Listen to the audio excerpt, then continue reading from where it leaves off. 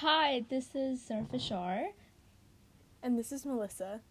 and we're two people who met in a country that we don't live in right now for college, and we decided that our conversations are really some of the wildest things we've ever experienced, and we should put them out for the world to experience as well.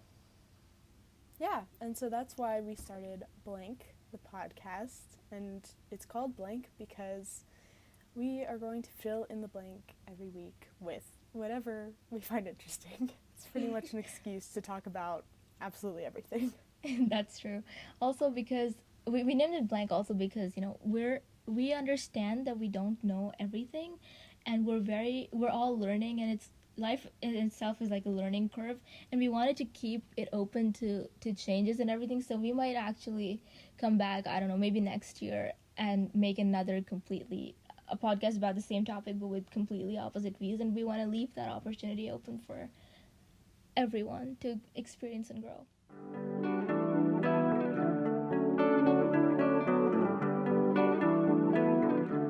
All right, so Melissa, you and I were both freshmen at a completely new university. We were the inaugural class at Duke Kunshan University, which is a campus of Duke University, but in Kunshan, China, and that was that was not a normal college experience. Would you agree with that? Pretty much nothing about that was normal. Yeah, Yeah. because it being the inaugural class, you run into a lot of issues just in that alone. But Mm-hmm. also being in China, I'm from the United States, and so that was a huge change. And everyone that was in that class would agree that it was unconventional. Yeah, that is true. And even for the Chinese students who were there with us, it was not something that they're used to because it was a liberal arts education, and it was diverse in the most real sense of the word, not like the way diversity is used as a buzzword, but we had 27 people, 27 different countries, not people. We had more people than 27. And these were just the students. And we had professors as well. And adding students and faculty, it was about 35, 36 different countries on campus. And that's not very normal. And so this podcast, we're going to be talking about not only that, but also about college in general and our experiences with freshman year, and hopefully what you take away from it, and if you're still in high school and you're still applying. And so yeah. So Melissa, what was the first semester like just explain like what happened ever since we landed on campus from August all the way to December Wait, what was the first what? semester. Oh, yeah. Well, that was definitely hard. I feel like that's hard for a lot of freshmen. Mm-hmm. Um, Sort of just like I would hang out with people and then I wouldn't hang out with them again. So it was like kind of hard to find like my group of people or like my best friends. So I think like Yeah. second semester it got a lot easier with that. But that Mm-hmm. was definitely a hard part of first semester. And also in the first semester compared to the second semester, I didn't like travel around Kunshan at all or Mm-hmm. like outside of Kunshan. So surrounding Kunshan, like within like a day's trip distance, there's Shanghai, Suzhou, and then Nanjing is Yeah. kind of a little bit further away, but it's still very close. I didn't go to hardly any of those my first semester. I Mm-hmm. didn't go to Shanghai. I went to Suzhou once. So I did a terrible job of like making sure I was taking advantage of where I was. I had Mm-hmm. so many opportunities and I was just too worried about school, I think. Yeah. And I think a lot of students at Duke Kunshan were kind of too worried about grades, Yeah. and not willing to like kind of let things go and just go out and have fun like at a lot of other colleges. Like there's usually a Yeah, pressure that's to do true. that, but at Duke Kunshan there really wasn't. But yeah, It was like the pressure on steroids. yeah. And part of Yeah. that is good. Like I feel like I had a lot of positive influences of people who really cared about school, and that's Mm-hmm. something that not a lot of schools get, is like a lot of like such dedicated students, but then at a certain point it gets too strong. You know, you're not letting Yeah. yourself really enjoy the where you are, because like I came to travel, but I ended up just studying. Yeah, that's true. I think I think that's something I would also like to. I know that everyone who's part of the inaugural class sort of felt this, that oh, maybe we shouldn't have worried about all these tiny little things about academia, and whether I'm gonna get a perfect 4.0 and instead of like a 3.9, and this like intense obsession with your grades. I'm pretty sure a lot of my friends actually regret doing that, but I'm not sure how much we can generalize the statement.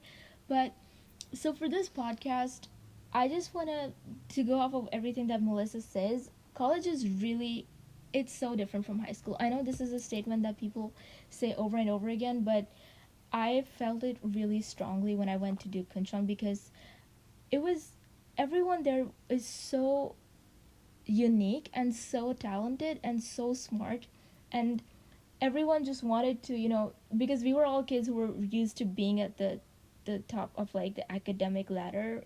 That's a terrible Mm-hmm. metaphor, but still, everyone just really, everyone gave to like their 110%, and then I actually got really sick of that, and I I did some really wild things, not as in party wild, but like in the middle of my midterms, I got some of my friends together and we just took a trip to a city which was about 2,000 miles away from us, and I went up to the north of China. China is really big, so it was a lot to go up there and then come back, and then some other students also traveled because our academic calendar is designed in a way that we have like 11-week break, 11 days of break during the two sessions.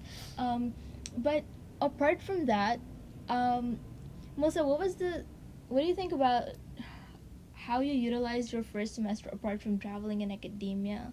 Like, do you think there is something else that you could have taken advantage of, because there's a lot of outside class opportunities that are going on there, and you know. Yeah.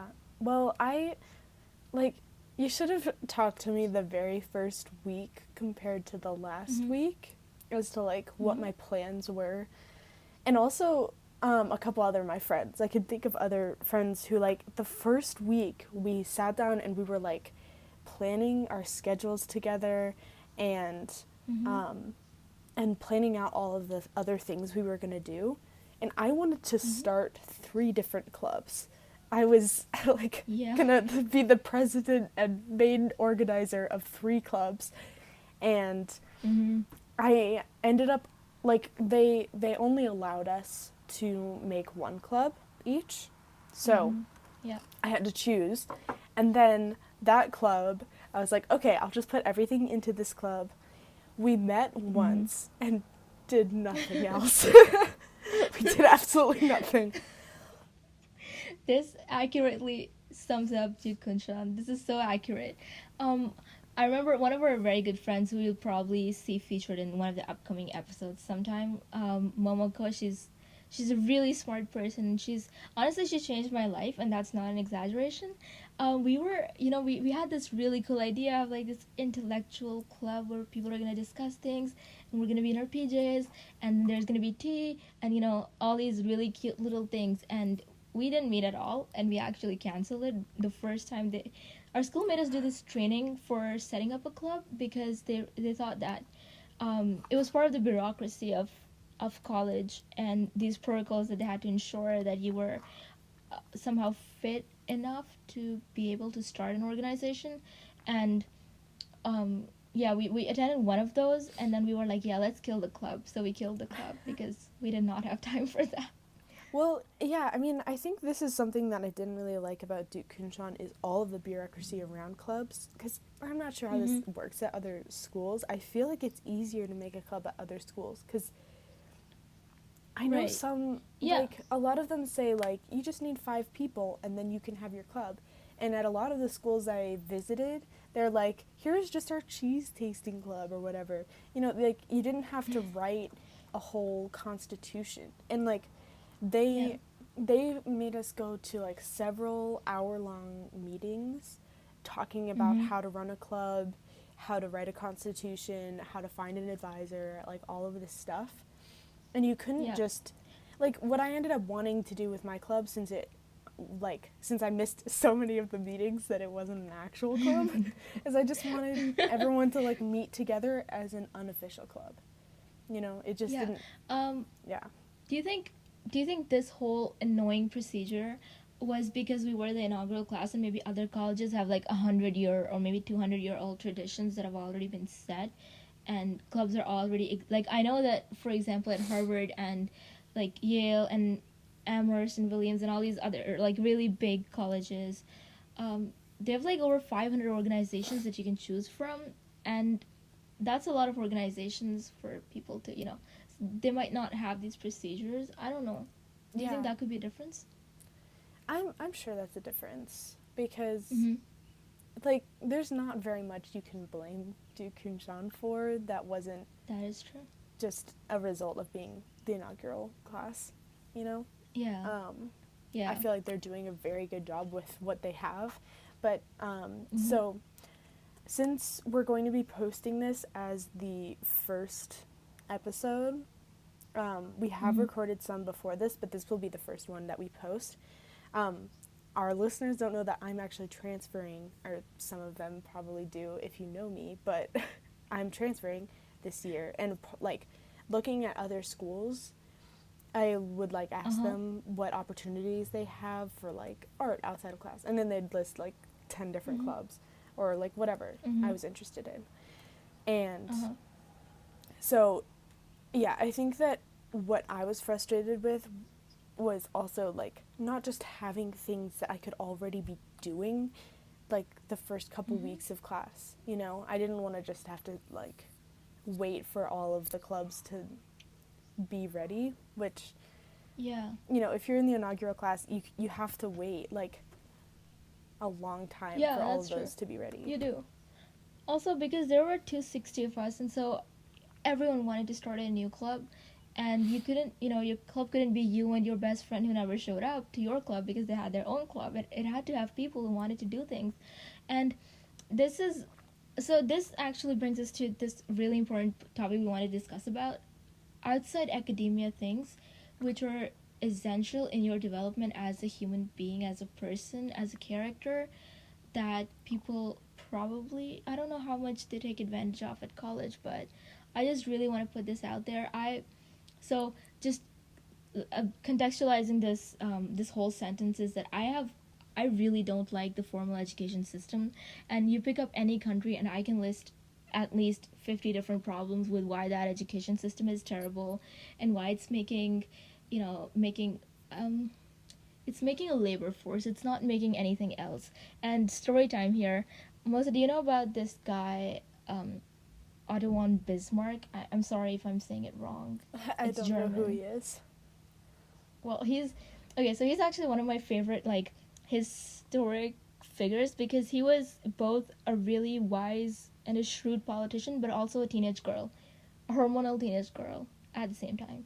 Because he literally threatened the whole parliament with like a knife on his neck and said, "If you don't sign this army bill, I will kill myself." And then they signed the bill because he was like, yeah. So he's like, he yeah, he was a babe, honestly, and he's also partially the reason World War I happened because made so many alliances with everyone. But another thing that guy did, yeah, he's a really interesting person. You should look him up. Um, Another thing he did was so Germany had this problem of like they wanted more people to be enrolled in the army, and they didn't know what to do with that and how to go about it. So he was like, oh, I can just he came up with this system. It's like a K-12 system, which I mean the whole world today follows some form of that system where there's like this formal education, which is like from grade 1 to like high school until high school ends, and those people were trained for all these like 12, 13 years of their lives so that they could become fit to be enrolled in the army, and then people could like take advantage of that. And um this might sound borderline like a conspiracy theory, but people also say that there's Marxists actually argue that there's this whole education system is just producing like managers and not leaders or people who, I don't know, basically anything other than a manager. They're just producing those, and like the more education you get, the higher the rank of management you can get into. And Right. I don't know, I feel like it sounds pretty legit to me because that's what I see happening in the world around me. Yeah, I kind of agree. And this is not going to Mhm. turn into like Jake Paul's video dissing teachers, but I do kind of agree that like I don't know. I think school kind of a lot of the focus might be on the wrong things. Like Mhm. I don't know. Like I found so many of my classes in high school interesting, so it's kind of hard for me to like criticize. But Right. I think that there was more that could have been done to like to teach like different like values and like leadership and things like that. Yeah. And I think all of those Also, things I learned in just outside extracurricular stuff. And maybe that's enough, yeah. but it's definitely not like government in like um it's not encouraged by my It's not like government to like boss level. do that. Oh, Like you okay. can graduate just by like getting C's in all of your classes, which is like doing barely anything in high Mhm. school, you know? Yeah. And then you end up just kind of stuck working for Mhm. whatever, you know? It's like you can't really work your way up with any of those like any of those skills. That is true. I mean, I I think it's really hard unless you go to a high school that's really really like privileged and really elitist, because they will force you to do all these 100 different things that to make your resume for college look really bright and really shiny. But for Right. the majority of the country where the population doesn't have that kind of access, I highly doubt that that's happening. Because so in China, one of the biggest things that threw all of us off was their education system before college, because it is so intense. I'm not exaggerating, I'm working with people and they go to school at 6 a.m. and they come back at 9:30 p.m. and then they do homework for 3 to 4 hours and then they go to sleep at 1 a.m. at night. And that's in And high school. that is that's in high school. That's like 16, 17-year-old kids who are working that long. And And that's crazy. And in my country, I know students who did go that ahead. in Mhm. my school, but it wasn't exactly like that. It was like they were taking, 3 to 5 APs. So they, Yeah. we have a very short school day and then they like have to stay late and do like soccer or something. And then they Yeah. get home very late and they have to work until 2 or 3 a.m. But that's Yeah. like that's still completely different, and those are like the highest achieving students in the US. And it's Yeah. they still get a I break to, think play soccer.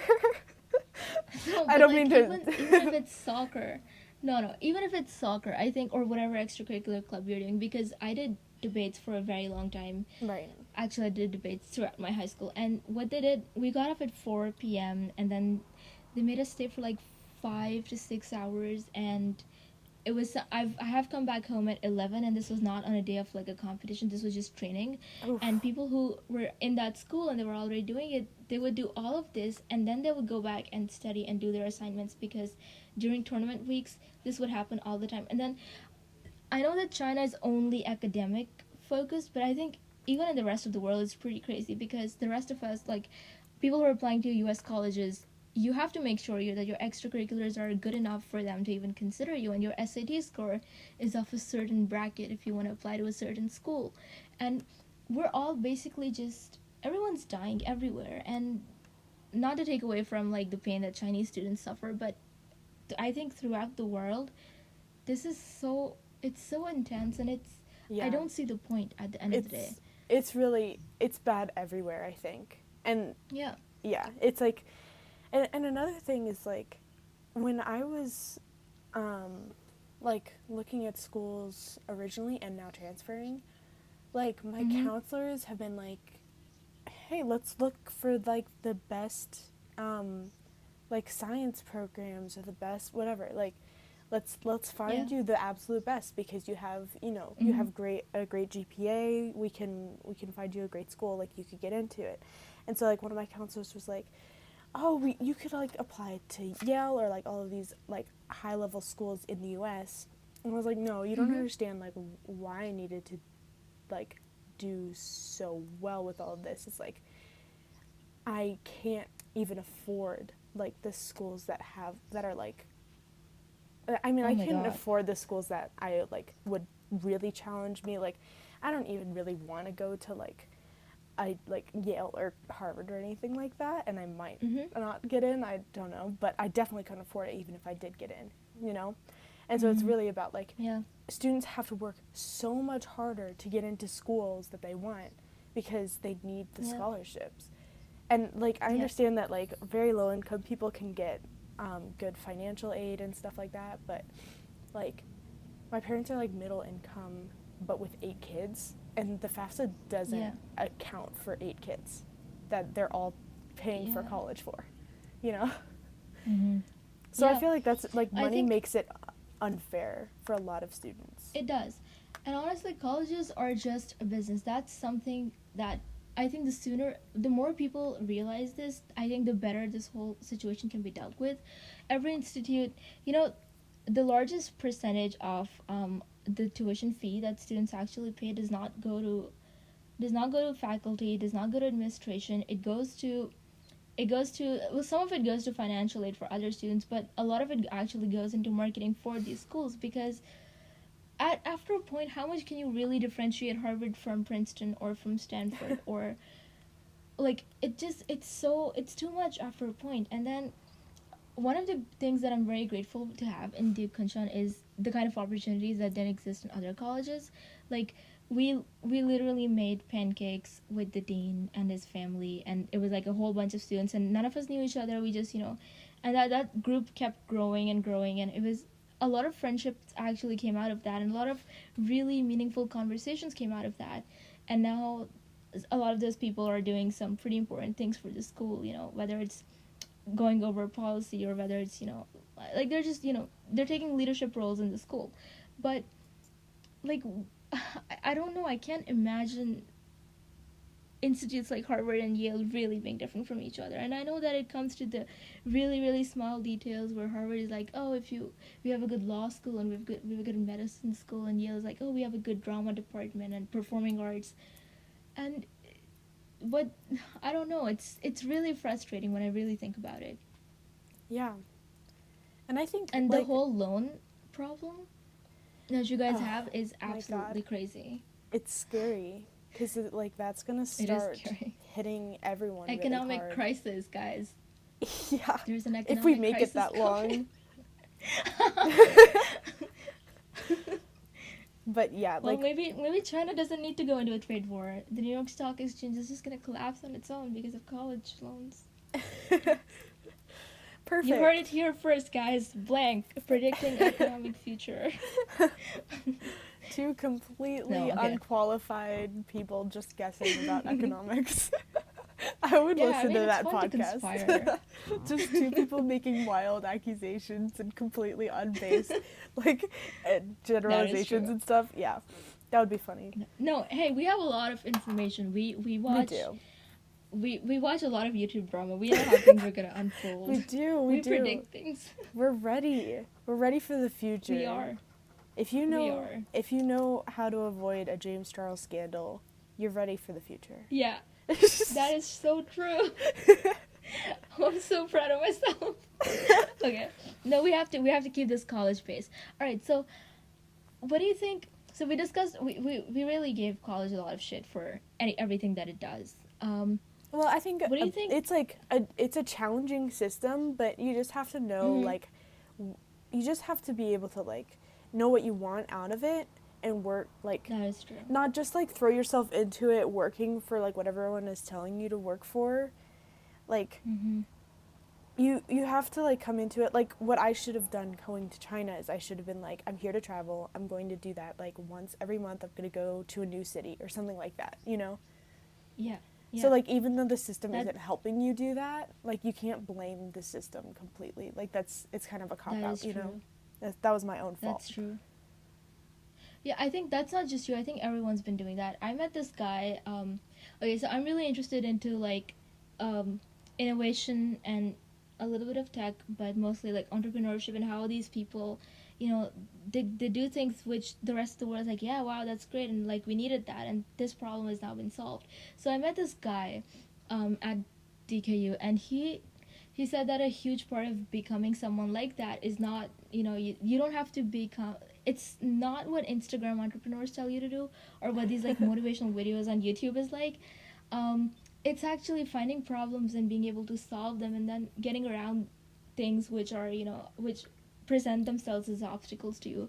And I think what you're saying about going to college knowing what you want out of it is so important, because if you're going to get into $100,000 of debt, and if you're going to, for people from Pakistan, like, if you're going to, or like basically any other country that moves to another country for college, if you're going to stay away from your family and your friends and your culture, and you're going to bear that emotional cost, you might as well get something out of it. And I think liberal arts is great, but I think it's also terrible because, I mean, I know I wasted pretty much the first year of college because I was kind of like, just going here and there, and just like, yeah, I'm going to travel, and okay, I'm learning Chinese by this side. I didn't really do anything super specific, and looking back at it, I know that I could have utilized my time in such better ways. And I just hope that everyone who's applying to college doesn't like just look past the numbers and the ranks of an institution, because that is not true. Harvard is only good because it admits the best people. And because it admits the best people, if some of them are not going to end up becoming billionaires, then I would really question Harvard. There's a And lot of people who also, admit. like, what I like about Duke is it has a lot of people who, like me, wouldn't have been able to afford those kinds of schools, you know? So it's Yeah, like, yeah, because of the financial aid that Duke offered, it was like a much more even, like, playing ground, I think. Because, like, yeah, if you look at Harvard, like, yeah, they accept all of the highest, like, students in the country, yeah, essentially. But yeah, the only people who are going to go are rich people. Like, I think there's some, like, insane amount, like, an insane percentage of Harvard students that are yeah, in, like, the top 10, top 5% of, like, finances, like, their families. yeah, And so you're yeah, not going to, like, that's not diversity, you know? That's not, you're not going to get, yeah, like, racial diversity or economic diversity doing that. Like, and that's just not yeah. a good place to learn. It's kind of like, I don't know if that was a movie or an actual thing, where there was this African American kid who was just admitted to this really prestigious, like, a prep school, which was all white people, and they just the only thing that kid had to do was, stand out in the field and just, I don't know, pretend to play baseball or something, so that when other people could come, they could show them that, oh, we have like one person of color, and we have diversity. It's kind of becoming like that. And Mm-hmm. it's no one's fault, really. It's just the way the system has been developed. And if you're going to go into that, you should know that you are not going to become the Mark Zuckerberg like in your junior year. You're going to have to struggle, and it's a whole different process. And there are people who graduate from Harvard who are still unemployed, and that's a reality that people, often Yeah. don't like to think about. And with that, like, whole, like, fake diversity thing, that's, you have Mm-hmm. to actually look at the numbers of, like, how diverse a place is, because pretty much everywhere, every school that I've looked at has said that it's diverse. And, you know, Mm-hmm. some of those are actually pretty diverse, or they're, like, you know, in areas where there's lots of, like, Native Americans, or, like, whatever, you know, like, based on Mm-hmm. location, it definitely changes. But for the most part, Mm-hmm. that hasn't really been true. Like, the highest percentages of non-white students, it's like 10% or less. Or, like, usually it's I like have a 2 to question about that. 5%. Uh-huh. What is your So question? what's the ratio of like non-white people to white people in America? Like, do you know that? Because I think at a point it would make sense for, I don't know how the percentage is, just gets stuck at. Oh, are you googling it? I can hear you typing. Yeah, I'm looking it up. Right, that's great. But I think after a point, like, what is the ratio? Because that would explain why colleges only keep it at 13% or 10%, Right. or maybe it really is like systematic, because I if it's think proportional to the population, it's fine. But if it's white. not, then it's Oh, okay. uh So huh. this is a Go ahead. 2010 census, so Uh huh. possibly not accurate, but pretty close. Whites Mm-hmm. are 72%. So Oh, so I've that is a ratio that's really off. I've never seen a school with that few white people. Yeah. And I think that Yikes. there's some other America. numbers that would support that Mm-hmm. fact that, less people of color go to schools, or they go to schools that are, like historically black or, Predominantly non-white. Mm-hmm. right. Yeah, but I think okay, here I know that in America, because you have like you have a lot of social conversation going on around these issues, so you don't get, I mean, people at least talk about them, but in my country it is not like that at all, because like obviously we would not have international students coming in for a very big, obvious, terrible reason. But then also within the provinces, our provinces are really diverse. I mean, the languages are different, and it's not a dialect. It's just the language in itself is completely different, and there's very there's like rare exceptions where people go to a different province to college. The culture is usually people usually go to college that's like really close to their home, and like dorms are just for people who are out of the city, and yeah, so I mean we're gonna give white people a lot of crap for not being diverse, but we also like have these issues in our country, and we saw it in China as well. DK was really not representative of the whole country, but they're really big and established universities. They're like top 10 are all very predominantly Chinese, Mm-hmm. and yeah, like it's a problem you can find everywhere in the world. Yeah. So I don't know. I know of Maybe we like should all become like Venezuela and just like marry into other races. So there's only one giant, like a whole 8 billion people of mixed race people only. well, that's one way to do it. I mean, Yes, I just isn't that solved what the world's Momoko said? Like, problems, man. eventually, we're all just going to become one race, like, Yeah, because we're, eventually. yeah, we love mixed race Yeah, babies but so much. I don't think that's gonna happen very soon. Like, No, I don't know. Do you think that's gonna happen first, or do you think World War III is gonna happen World first? War What do you think? Three. I think World War Three is Yeah, gonna happen in the next more, much more. 30 years. The oh my God, Melissa! No, I have dreams. I'm sorry. Yeah. No, okay, so everyone who's applying to college, here's like some things that you should do. I think high school students should start looking at college prompts like when they're in year 10, or like in their sophomore year, would that, because I think that would really force them to think about life and the broader questions, and they'll really take time to evaluate themselves, and then when they apply to college, it's going to be like a whole different essay.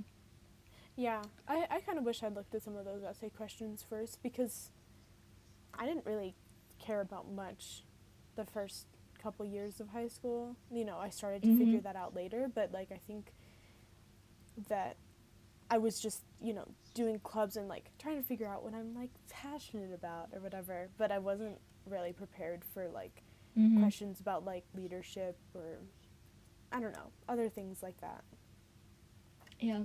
And um so this might just be like some what wait, I have a question here. What are we even doing with this podcast? Like, are we giving people advice about Oh, about college? Like, yeah, sort of. yeah, okay. Just Okay. novice advice. Advice from Yeah, like sophomores. hey, we're actually no, if you guys want to take advice from us, ours is the most valuable advice you're going to get, because we just experienced all this and our memory is like fresh, compared Yeah, to career counselors who are like really old and really wise, but right. they don't know what it's And like like, to just have like go through college. yeah, and I think, well, since we have a unique perspective on like Mm-hmm. DKU, like even the counselors at DKU, my own advisor, like I don't know. It's just you don't really know what it's like to be in a school like that unless you've gone through a year of it. Yeah, that's true. And I think And all of us yeah, really, really changed. Like, Like honestly, our so we have this event called International Admitted Students Week, where the university like flies in people from high schools from all over the world, so they can come and see how beautiful Kunshan in China is, and like the cherry blossoms, which blossom for like literally that only that week. I don't know how They that blossom works. just to like fake people out into thinking it's a pretty campus. It is a The pretty campus, advertising, well, unless yeah, it's winters. Then it's a terrible yeah, campus. like the campus is really really nice in pictures. Yeah. This is like probably one of my biggest things that I would recommend to students is like Mm. don't think that a campus is perfect based on pictures because In like spring. our campus is beautiful. I'm not Yeah. saying it's not beautiful, but in the pictures, like it's so photogenic and it's so It is. beautiful in pictures. It is. But when you get there, it gets like the weather completely changes it into like a I dystopian, think cold, it like starts getting like creepy that when place. that is true. But as like winters come, it starts getting into this like really dark and gray thing because we have a lot of water around. So instead of the like Duke has a forest, and like we have all these little lakes and ponds going everywhere, and that's really pretty when the sun is shining, because then the green of the trees and the leaves and the bushes around it like complements the blue of the water, and then the white of the building just like reflects everything, and everyone's like really happy, and people look pretty, and like you get nice pictures because there's the golden hour, and you can like all of those things. But then winter starts to come, and then everything just dies, and then there's a lot of wind, and it's always raining, and I felt like every single meme about all the terrible things that were happening just suddenly turned into my college life, because I could relate to all of them, and that was bad. So visit a So yeah, college in don't winters. yes, and don't trust all advertising because like you were just saying like how much money goes into that. Like it's That's not true. authentic. The only Mm-hmm. advertising that I did trust was like in comparing art schools. All the art schools Mm-hmm. that I applied to, their like promotional stuff was actually pretty ugly, except for Maryland's. Like it's called Micah, and it Uh-huh. had like these beautiful designs on it, and I was like, oh okay, since this is an art school, I can trust their advertisements, Mm-hmm. because like they should be doing that well. No, but oh my god. All right, so guys, we're probably going to link it down, but Yale's art school's website is so interesting, because the first time you open it, you look like your computer it looks like your computer crashed, and like you landed on like some spam website, and this is all not real, but it's terrible. It's disgusting to look at. It makes your eyes hurt. But it's their official Yeah, website. You guys should go check it out. yeah, and that's just to like weed out people who don't really know Yeah. about the program, right? Yeah, that's it's a very smart psychological thing, because I looked at it and I knew that it was authentic, and I never wanted to look at it again. So unless you're really passionate about art, you will not stare at that page. That's true. That's true. Um, I was gonna say something before, and then I forgot. Before we started like bashing our campus, it was Oh about yeah. college advice, right? Oh yeah, yeah. Yeah, so at DKU, one of the really good things that happened to us was the kind of people we got to meet, because we were the inaugural class, and this is borderline bragging, and this will never happen again because there's only one inaugural class. Woo! But we got to meet some really cool people, and actually before coming back, a bunch of us were with this group of people called the advisory board, and these were really really accomplished like business people and It was like finance this old people CEO and of art GM, people. right? Yeah, the former one.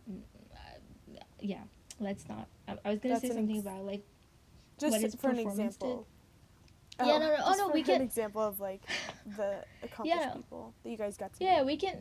I think we can like say their names. It's on the website. It's public information. We had Richard Wagner from General Motors. We had this woman called Didi, who is the president of a media company in China, and I think she's bringing like Disney or Pixar to China. Um, like we had really cool people. We had one of this guy, Mr. Victor K. Fung, who's a Taiwanese entrepreneur, and he like he got the best businessman award 9 years in a row, which is crazy. It is that's like winning the Oscars like 9 times in a row. That's Oh my crazy. gosh. But yeah, these people were really really cool, and we actually got to learn a lot from them. And I think every single day really changed us as a person. But my biggest like the biggest grudge I'm holding against college is that none of it happened inside the classroom. There were classes where I would sit and I was like, what am I doing here? I could be sleeping right now, or having good food, or I don't know, I could be doing anything except for being here. And Even that's like what I think was like a big like transformational like realization moment for me was like in global China, but it was the mm-hmm. lectures were definitely not in the lectures. Oh my Yeah, god. They just yeah. repeated what was in the textbook, and I realized what everyone says about college is correct. Like lectures are pointless. And Yeah, and except then we couldn't really skip them because they were also 20% of our grade. yeah, yeah, and they took attendance with like Yeah. 100 students there. Who does that? Yeah. Okay. Anyway, We're not um, salty. This is not a personal grudge coming. and I didn't even in the discussions. My Mm-hmm. teacher, who will remain nameless, did not like. He admitted that he didn't like discussions. Discussions. That's As he great. led our At discussion least he's classes. honest about it. At least he was honest, yeah, of course. Yeah. But then he proceeded to repeat the lecture to us in our discussion classes. But what happened was That's it not was great. outside of class when we had the group project, which was horribly planned. But, Mm-hmm. when with the 8 of us arguing over the future of China in our final project, like, I definitely had some Yeah. realizations about, like, the other students there, and, like, I thought that was really, really interesting, like, learning Yeah. moment. But Yeah. again, it was not inside the classroom. And there were some classes which I did like inside the class. But that's just one example think of like the students did better on their own. that is so true. That is true. And even like with the classes, everyone came to classrooms, but like it was like at night.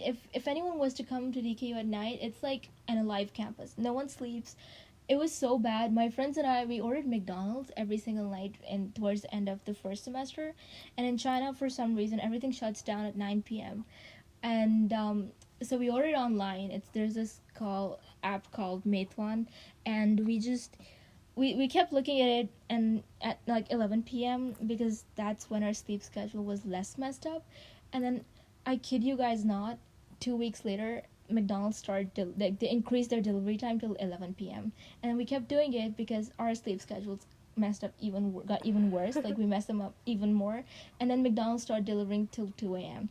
And then there was a point when they started delivering till 4 a.m. and I swear it was all just DK students ordering food off of where people were just like, oh yeah, we should just companies figured that out and they were like, oh, there's like this one giant block of community where we have a shit ton of orders from. We should increase our like delivery times. I forget And what that's how TV bad it show was. this was, but I think it was like Friends or something like that, like a comedy. And they were talking about like selling this guy had to sell like a bunch of Girl Scout cookies in like a week or something. And so he just went to a college campus at 2 a.m. and everyone was high. And he sold like all of his cookies. But I think that's just like, what? That's us, but like none of us were on drugs or like even alcohol. We were all sober while doing this. We had the munchies without having any drugs to speak of. That's true. We did it completely sober, and like it's a dry campus, so no one was even like drinking alcohol or something. People did it knowing what they were doing, and like, I mean, our bubble tea addiction. So this is another thing. I now understand why students in colleges gain a lot of weight. I now know what the 15 is because I went through it, and I don't know. I think all my friends did because my mom was actually asking me. She was like, "What happened to you guys? Like, you all look different." Like, I was like, different how? She was like, "I feel like you all gained weight." And then I realized then it was all of us who ordered bubble tea together. Like, it was terrible. We ordered it every single night for like 2 months straight, and that is not healthy at all. Even my Chinese teacher was like, "Stop ordering it." Yeah, she was concerned for us. I think like we didn't have time or like the resources to like make anything ourselves. And the Yeah. cafeteria food, like, oh, it It just was got just old interesting. so fast. That's And true. and so yeah, like it's Also, it was just really too hard to healthy. control yourself. You're like a Yeah. 5-year-old who's just been told, yeah, now you can eat whatever you want. And it's like, are And you you go. kidding me? I'm going to go eat like the worst food ever for a whole year and gain all this weight. I don't care. Yeah. And like it was so unhealthy because I actually started having problems. Like it was terrible. It was my diet. I would not eat anything the whole day because I was like working so much, and I would actually forget that I have to eat. And then I'd look at the time, it was like 7:30, and I was like, oh well, dinner just closed, that's great, what am I gonna do? And then I would call Melissa and I was like, hey, do you want bubble tea? And she was like, yes. And then we just I order. never said no. Like, I don't I think I would said get no asked either. by I would get asked by like different people. So everyone else is on like a normal schedule of like, oh, I'll only Yeah. have it like once a week, twice a month or whatever. And then they'll ask And then me there was every us. time that they want to order. So I'm getting like everyone is texting me like every other day, like, hey, do you want bubble tea? Like, what am I gonna do? Say no? That is so rude. We are not rude people. Like our families Yeah. raised us better Yeah. than that. We're not rude. Yeah. We I'm don't not decline gonna bubble tea. I'm not gonna refuse to force someone else to order bubble tea for me and go get it for me. Yeah. So rude. And also, but I feel like the reason I was broke through college was because I spent all my money on food, and it's not even an exaggeration. There was nothing else I did. I didn't really travel that much, and I had a lot of money, and I ran out of it because I just ate so much. Are we really confessing our guilty pleasures to like the internet? This is this is This is yeah, a this is a low. really helpful podcast where we talk about our sugar The addiction reality. or boba addiction. Yeah, it's the reality. It is. Also, boba in Chinese means something really interesting, and if you don't know what it means, you should Google it. Random Well, fact. But yeah. I think it's okay, Melissa, because I don't think anyone like made it this far. Like I'm pretty sure people just left. Yeah, And probably not. to the one person that's still listening, thank you so much. You're the pastor in the confession booth. You are. You're the You one are. person. Yep. Okay. So yeah, I think that was okay. This episode was more about like our frustrations with college, but something I just want to add quickly is that DKU is a great place because we got to Mhm. meet so many different people, and I cannot put to words how that changed me as a person. My friends yeah. like in my home country are great. I love them, but my friends at DKU are like the superlative degree of great. I don't know what that word is, but they're amazing. They're like I learned so much from like Melissa, and I learned so much from my other friends from like Nigeria and Peru and the United States and like I China know. and Morocco, Tunisia, like everywhere. It's France, Italy. These people are amazing, honestly. Yeah, to continue that sort of like little disclaimer about DKU, it's like I think what this podcast is kind of like helpful. I mean, especially for anyone considering DKU, but also people considering other schools. Um, and so that's why we're critical of the school. And you know, I'm definitely critical of the school since I'm leaving, but that's really not to say that the school doesn't have these other amazing qualities. And like with the traveling thing, they paid for me Yeah, to go to Nanjing for a weekend for free, and paid for like all of my food, and was that like, is true. That is true. like there's things like that which like DKU is Yeah, really trying hard to improve on all the things that we've talked about, and it's also so we don't want yeah. to just be criticizing it the whole time, and I don't think we were, but I think. just Oh yeah, for sure. as a disclaimer. Yeah, and also like Duke, it's a startup, right? It just got started. It's off the ground, and there's all of us who are equally invested and responsible for its success. And these were just some things that we had issues with, but then we just realized that these are not things that are unique to DKU, and like a lot of these things, like the student culture, for example, is not the university's fault. It's our own fault as like a Mm-hmm. student body. And I think even in like other established colleges, it like if the college has a huge party culture, that's also not very healthy. If the college has a huge like academic culture, like U Chicago is great. It was a school I really really wanted to go to, but then I mean, if people, I don't know how bad the academic obsession over there is, but if that's all that's happening there, then that's probably. But no, wait, hold on. U Chicago gets a pass because they produce so many Nobel Prize winners. It is actually crazy. So yeah, we Which cannot really school? bash them. U But I don't know, Chicago? like schools like that. Oh, okay. It University has. of Chicago. Yeah. Yeah, also like their prompts. I don't know who makes them, but you are a genius and you should be Oh, yeah, their rewarded prompts are weird. I with a think I lot of was money. going to apply there too.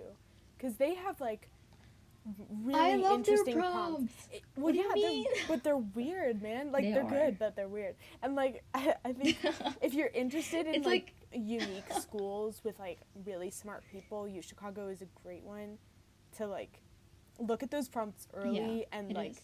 think about how to be a creative, DQ is better though. like, I don't know, just, like, be weird Yeah. and be creative with those kinds of things because that's, like, the kind of school that's going to value you. Yeah. Yeah, that's true. Like one of them was like find X, and Oh, I'm like, yeah. what the? I What on saw earth am I that. supposed to do with this? Like, what do you do with that? And then like there's like, oh, like what's your armor? And I'm like, I don't know, man. I don't get up from bed. I think I Like, looked at those and I was I like, like actually, sleeping. this I isn't don't know. worth applying. It's too much work. Yeah. Like, you Yeah, had to be but really creative. but then again, like those people, that's true. You have to be really, really creative. Well, I think that's great because it really forces you to push you out. And then there's like Yale and Stanford, which is like what inspires you. I'm like the fear of not like making enough to like feed myself twice a day. That's what inspires me. What do you mean Yale? Like I'm 17. I don't know. Like a lot of things inspire me, but they don't really sound good on paper. Like I could not write that the TV show One Tree Hill inspires Right. me. Like that's not something Yeah, you write on an yeah. essay, Or maybe that is the problem. Maybe that's I what I know, should there's have like a written. lot of, it's really hard to write about those things because I'm like, Yeah. there's so many things, that inspire me that are like very superficial and not like inspiring to Yeah. anyone else, but those are probably the things Yep. you should write about. But yeah, and I don't know, if a college still doesn't take you, then it's their loss, honestly. And I mean, essays in college, there have to be. We really have to stop thinking about what they might want to read. It's really about what do I want to tell them and what really Yeah, is me. because or I who think is they're able me. to tell, like, I know Because everyone says, like, I can tell when Yeah. an essay is bullshit. I'm like, no, you do not, because you read mine and you gave me an A. But, like, I think that, like, those people who are reading, like, college essays do read a lot of bullshit. And so, Mhm. yeah, like, don't write things just They because do. you think that's what other people want to hear. Because that might help, but That's it's true. likely that it won't. I think the probability of it not helping is great. I also think the probability of them actually reading it is even lower. But, I mean, they've been doing their jobs for 20, 25, 30 years, and they're Yeah. really polished. They're not people. just like your professor who promises you that they can tell when you're writing bullshit. Oh no! Actually, one of my professors did that. One of my professors at DKU, he said to us, "I will cut 50% of your grade if you turn in the homework assignment like even like 4 seconds late because we had to submit it online." And he was like, "If the system marks it late, Oh. it's late." And then he like Oh actually my did that. gosh. So that was terrifying. But I think that was also great because that way. No, none of us procrastinated for his class. We were like, yeah, we're Well, not gonna yeah, I guess that's procrastinate. smart because I That's- oh my definitely God. there's like a lot of classes where it's like it's due by 11:59 and I was submitting at 11:58. Mhm. Like still editing. Yeah. Well, that was Yeah. every class I ever took. But yeah. Yeah, I did my citations at like 1 minute before, but then it really works for me. So I'm not sure if it's an actual problem or if I just think it's a problem because society is telling me it's a problem. Yeah, maybe it's not. That went really I think philosophical real fast. procrastination is bad personally though. Like even if other people didn't I think so you too. know, get mad at me for procrastinating all the time, Mhm. I feel like for me, it hurts my Mm-hmm. mental health when I procrastinate. It does. Same here. Like it's, I feel terrible after it, and I I know that I can do better than the things I actually submit, but then I'm also really lazy, so I don't know. Maybe we should talk about procrastination next. It's gonna Next be a being fun topic. next episode or next right now? Podcast. Yeah. Or maybe we should ask people who the one person who was listening to us 10 minutes ago and is still listening. What Yeah. would you like to hear us talk about next? Yeah, definitely let us know. Yeah. Because, yeah, if there's only one person, we'll definitely Yeah. see it and take it into account. So you have the biggest voice Yeah. that you ever Yes. will So with this right now. you statistically you have 100% chance of us reading your recommendation, and that never happens. I learned that in my probability class. The probability of something becoming 100% is not Did we learn very that? likely. We Oh. did. Peter Pickle. He was like, nothing can be 0 or 1, like unless obviously impossible events, like you Like turning in real into a life, alien right nothing now. could be 1. But But you could that's- design a computer program Yeah. where the probability is 1 that a 1 shows up instead of a 0, right? Like that exists. So Yeah, you I could. disagree with him. Yeah. No, but he was talking about real life. He was talking about like actual life examples. Well, okay, that's fair. And this shows that we actually did not pay attention in our math class, because honestly, by the end of the class, we were like, yeah, not gonna Yeah, major in both math. of us started Let's switch this the one. class so excited. We were so excited. And Yeah. by the end, yeah, we wrote it off as a major. I'm considering it again. And then after the final ended, if I was stayed at Duke, I Yeah. definitely would not major in math or science. But I might. Mhm. Like Mhm. my parents are really sad about that. Yeah. Yeah. Yeah. Well, maybe it's, I definitely think it was the culture, because honestly, another thing about DKU was like 7 weeks, and we had to do work which people were doing in their junior year. Like my friends back home, when I talked to them about what they've studied in math, and when I told them what I studied, and they were just like, no, I didn't really do that. No, I think we're gonna do that next. And I'm like, are you kidding me? You had a 14-week semester and a 12-week semester, and like, yeah.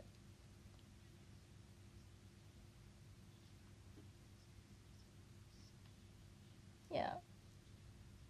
Yep. Yep. Oh no, actually, all of us were overloading. Remember, the entire class overloaded. We all died, and then we were so ready to leave the country for yeah, the winter second break. semester I didn't overload, and I felt like an outlier completely. But I was like, oh no, I didn't. oh yeah, you didn't either. Okay, but we were. Yeah, people were like the people. Well, I mean, we all hate college, so we're not the general population. People were like, "What? You're not overloading? What do you mean?" And I was like, "No, because this is normal, and even if I do take all these courses, I cannot graduate early. So what's exactly. the point? Like, I'll just have to take more." And I mean, if you love studying, that's great for you, because I was that kid in high school. I took up 4 extra subjects, and then even in my like second part of high school, which is A-levels, I took up like 2 extra subjects, more than was required. But like, I'm just so done right now. And I don't really see the point anymore. I liked all of my classes in high school, and now I was not passionate about any of the classes I took at DKU. I didn't really care anymore, but it was like when I took integrated science, I took that alone. That was the class that I took, and it was just with Chinese, and even then it was just such a struggle. Like, I don't know how people took a class on top of that. I mean, a lot of people just had like Global China, which is just like reading and stuff, and everyone complains about it, but it's really easy. I think should we like recap? Yeah, I think let's do a recap. Okay, so in this episode we talked about all the good and bad things about going to an inaugural school or inaugural class of a school that's in China and filled with people from all over the world, which is overall a great experience. But yeah, we hope this has been really helpful for anyone who's considering going to DKU. anyone who's at DKU or anyone considering applying to anywhere else. Yeah, so Yeah. we just have kind of a unique college experience, and we hope that that's helpful to Mm-hmm. someone. Yeah, and we know that a lot of it was just like us talking to each other about experiences, but we really want everyone who's listening to whatever we talk about to feel like you guys are here with us, and we tried our best to make it like that. And we would honestly appreciate if you guys can, you know, if you guys can like comment down below and tell us what you guys want to hear us talk about next, and how we can improve this, and how, you know, if you like the background music that we definitely will have to put, because otherwise it's going to be unbearable for And anyone. if you liked it, um please share it with yeah. other people, because if you're the only one who made it here, we love you, but we would like Yeah. more than one person to listen to this Yeah. eventually. And Maybe. yeah.